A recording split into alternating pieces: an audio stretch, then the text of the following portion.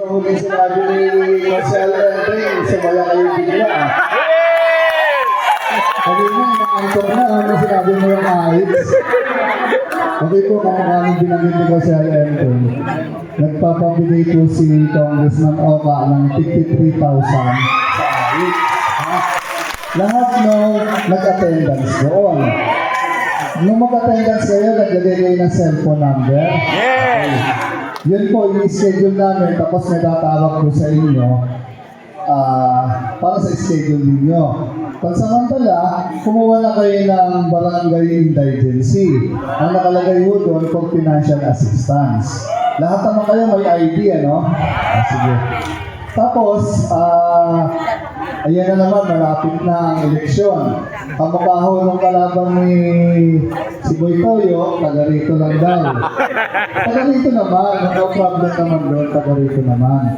Kaya lang, medyo matagal yata siya nawala rito kasi yung huling sasalita siya, mag-aano siya yung ganyan yung mga investor, yung SM daw, papapasokin na rito. Tagal lang nandito ng SM eh. Yung ba naman sasabihin mo pa? Oo, kaya medyo siguro hindi na sila katira talaga, kaya marami na siyang hindi alam dito sa atin.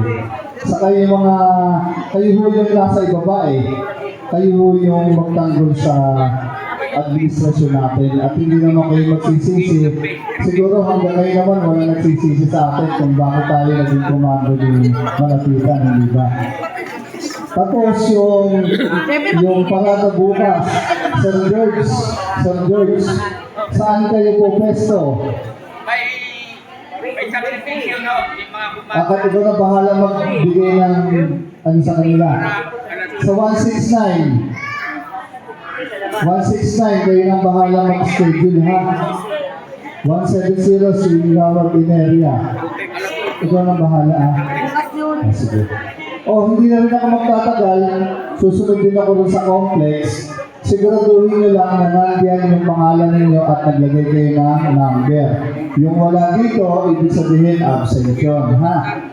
Medyo alisin na natin yung nagiging kasanayan na pagkapupunta lang pagka may biyaya. Tama ba? Yes.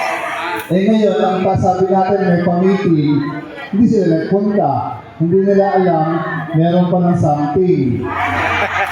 Di bahala sila. Yun lamang po. Maraming salamat.